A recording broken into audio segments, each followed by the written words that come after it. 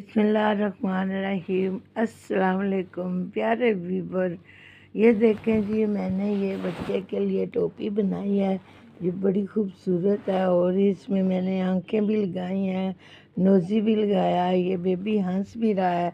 तो आपको अच्छी लग जाए तो ज़रूर बताइएगा आपको कैसी लगी है। माशाल्लाह ये मैंने आगे पीछे से बड़ी ज़बरदस्त बनाई है। आपको इंशाल्लाह ज़रूर पसंद आएगी।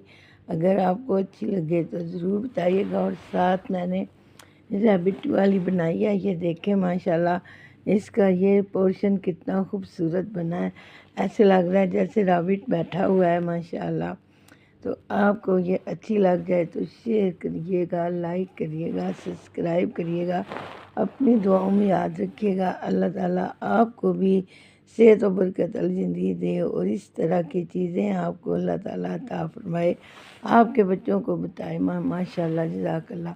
अच्छी लग जाए तो शेयर करिएगा, लाइक करिएगा, सब्सक्राइब करिएगा। अपनी दुआओं में याद रखिएगा। अल्लाह हाफिज़।